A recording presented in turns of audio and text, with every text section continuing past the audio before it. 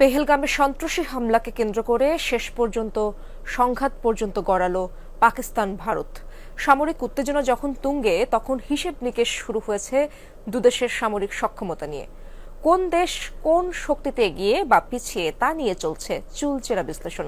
পরিসংখ্যান বলছে সেনা, বিমান ও নৌ শক্তিতে ঢের এগিয়ে ভারত, তবে পরমাণু শক্তিতে সমান সক্ষমতা রয়েছে দুদেশেরই।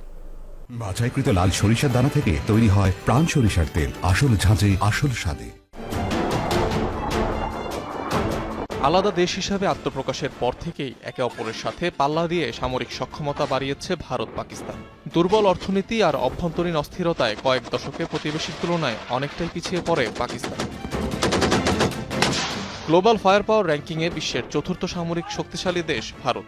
এ তালিকায় পাকিস্তানের অবস্থান 12। ভারতের যেখানে সামরিক সদস্য 14.5 লাখের বেশি, অন্যদিকে পাকিস্তানের এ সংখ্যা 6.5 লাখ।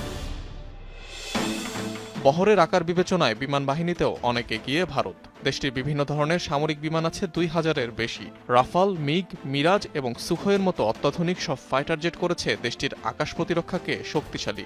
অন্যদিকে পাকিস্তানে রয়েছে F-16, মিরাজ এবং JF থান্ডারের মতো ফাইটার জেট। নৌবহরে অবশ্য ভারতের ধারে কাছেও নেই পাকিস্তানিরা। 2টি বিমানবাহী রণতরী আর 18টি সাবমেরিন নিয়ে বিশ্বে অন্যতম নৌপরাশক্তি নয়াদিল্লি। আছে ফ্রিগেট, ডেস্ট্রয়ার সহ প্রায় 300 সামরিক জাহাজ। পাকিস্তানের নৌবাহিনীতে রণতরী নেই একটিও, সাবমেরিন মাত্র 8টি। সব মিলিয়ে দেশটির সমর ভাণ্ডারে সামরিক জাহাজ 121টি।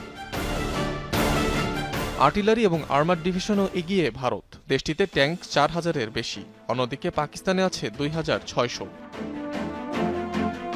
ভারতের এপিসির সংখ্যা যেখানে প্রায় 1.5 লাখ, পাকিস্তানের সেখানে রয়েছে মাত্র 17,000-এর কিছু বেশি। তবে পরমাণু অস্ত্রের সক্ষমতায় ভারতের সমান শক্তি রয়েছে পাকিস্তানের। ভারতের সমর ভাণ্ডারে যেখানে রয়েছে 172টি পরমাণু অস্ত্র, সেখানে পাকিস্তানে রয়েছে 170টি।